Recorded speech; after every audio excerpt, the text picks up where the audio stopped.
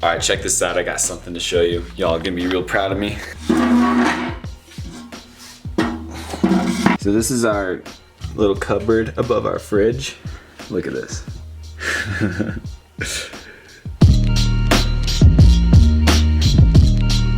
What's up everyone? My name is Brady with Gons and Oak, and this video is all about the crazy back transformation I've had the past year. So about a year ago, I was looking in the mirror and I realized, dang, you're looking small. I was always more of a pusher growing up. Last year when I have my before back picture, which you'll see here, I was bench pressing about 275. I was a pretty good pusher, but not a good puller. I had just no back muscles really. And so I took it upon myself. I was like, yo, Brady, you know, you gotta get some work done. And I really focused a lot the past year on just working out my back. And so I don't have the biggest back ever now, but I definitely have seen quite a big difference. This is what my back looks like now. I've gotten a lot thicker, my lats have come out, definitely a bunch. And I'm just really proud of the progress that I've made, so I wanted to share it with all of you to let you know kind of the exercises I've been focusing on, as well as how often, frequency, and volume I've been doing these exercises. So without further ado, here is my transformation video. So whenever I go into the gym on back day, I always start off with doing pull-ups. I think pull-ups are probably the best back exercise. I love deadlifting and all of that, that's really good for the lower back, but as far as thickness of the upper back, pull-ups is the way to go. If you're a beginner to the back exercises like I was, you probably aren't that good at pull-ups, and that's okay. Just start simple. If you can only do three and do a lot of sets of them. Eventually get to the point where you can start to do rep out 10. And every single back exercise, I make sure to do at least 50 pull-ups to start off my back workout. And so now I can do just 5 sets of 10. Before I could only do 2 sets of 10, and then I'd have to do 5s until I hit 50. Just do whatever you can, but make sure that you get in a lot of pull-ups every single back workout. So after I'm done doing pull-ups, I head over to the cable machine and I do lat pull-downs, the extended version. I don't really know what they're called, to be honest, but you're in an extended position and you pull down the bar as seen here.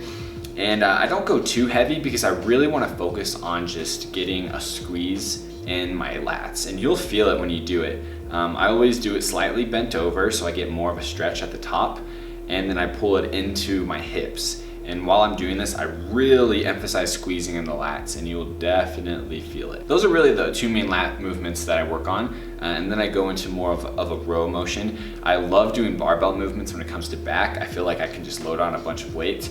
And so I love starting off with a barbell row of some sort. Sometimes it'll hurt your back if you do it fully bent over, so I kind of do it at a slight angle, but I do bent over rows, and you'll see I use a little bit of momentum, which I don't think is a bad thing if you only do it on some movements. But what I'm focusing on is bringing back my elbows. I literally just think about bringing back my elbows until the bar hits around my lower sternum, maybe even a little bit lower. I also really love cable rows. I think this is just a great opportunity to have a lot of control in the movement.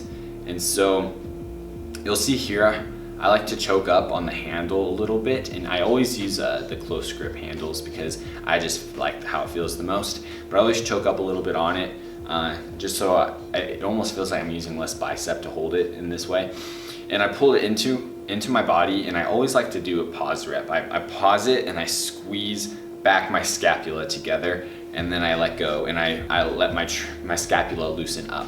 I feel this really stretches out my back a lot, which helps when I bring it back to get a good squeeze in, and you will be sore the next day, I promise. So now I've already covered 2 pull down motions and 2 row motions, and as you can see, this is kind of the theme. And last, I work on my traps. So for traps, what I love to do is first thing I do is I start to warm up with heavy dumbbells. I like to use pretty heavy dumbbells. In this particular gym, it only goes up to 70, so I always use the 70s. And I just do shrugs with them, really controlled shrugs. This is really just to get them kind of tired before I go into barbell shrugs, which depending on the day, I'll either use a Smith machine or just a regular squat rack. But I like to do shrugs with a barbell because it just feels powerful and you can load on a bunch of weight. Something I like to focus on here is just, once again, just being really controlled, but the most important part is at the very end, letting the bar hang down and pull on your traps. Your traps are an extremely strong muscle, and so to get them to grow, they need lots of stimulus. And so I feel not only when I'm bringing them up, but when I come down to let the bar really pull and tug on my traps, that's when I start to feel a really good stretch and notice the biggest differences. And lastly, for traps, I like to do rack pulls above the knee. Usually I'll load on a bunch of weight, at least 4 plates. In this video, I only did 3 plates because quite honestly, I deadlifted yesterday, so my lower back is really sore. But try to do as much weight as you can. This is when I get more low volume in, low volume heavy weight. I'll bring it up and then I'll pause for at least 4 to 5 seconds and I'll lower it down. I'll do about 4 to 5 reps of these. Altogether, I like to do 3 sets of each exercise. You'll get kind of a feel for how many reps you should be doing. But I like higher volume for the back unless you're doing lots and lots of weight. And then I think the lower volume, high weight route is the way to go.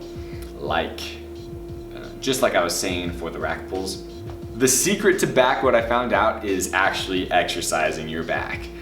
Before, back was always kind of a day that if I wasn't feeling too good that day, I would just skip it because it's back day, it's whatever, you know. You can't see it in the mirror, so who cares, right? I realized that back really just completes a physique. It makes you bigger and thicker and definitely can be noticed. Even when you're wearing a shirt, people know who has a big back and who doesn't. So I took it upon myself to really work on it. Anyway, if you have any questions, let me know in the comments. I'm here to help you if you need it. I know that these things work because I've tried and tested them and the results speak for themselves. Thanks so much for watching the video. Please like the video, hit that like button, comment what you want to see next, subscribe to the channel if you haven't, and we'll see you next time. Peace.